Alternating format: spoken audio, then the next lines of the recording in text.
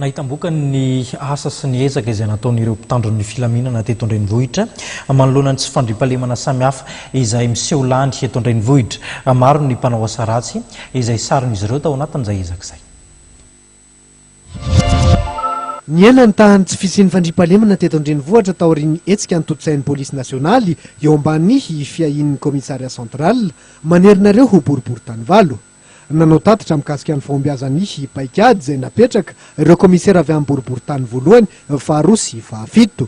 Fantatra fa 20 ny mpanendaka voasambotra nandritra ny volana Jolay tao amin'ny boribory-tany voalohany. Nisy mpangaro-paosy 20 no efa tratran'ny zareo nandritra ny volana Jolay iny, ka ny 12 tamin'izay nahazo liberté provisoire ary ny MD kosa anaky 7.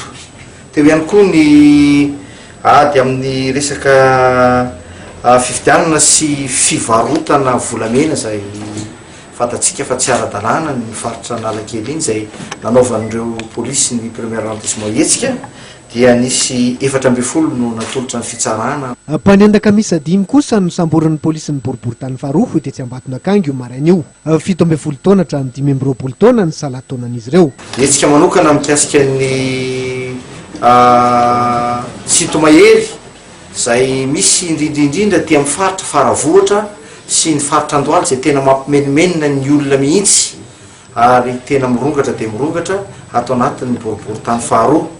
Nametraka paikady mazava izahay amin'ny fiara-miasa amin'ny manodidina ary ihany koa ny olona tsara sitrapo.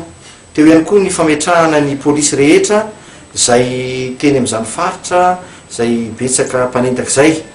Ampiakarina fampanoavana rapitso ireto mpanendaka raindahin reto. Mikasika ny boribory-tany fahafito kosa izay sehatry ny Sitomahery sy ny Ariposy dia Jolay misy 15 no nampiakarina fampanoavana ka ny 4 nahazo famoahana vonjomaika. Nilaza ny hoentitra ny polisy nasionaly eo amin'ny fitandrovana ny fahalemana ary ady amin'ireo endrika tsy fanajan-dalàna maro samihafa. Voakasika izany reny bara sy toerana fanaovana karaoke ireny izay mampirongatra ny alatra sy ny Sitomahery.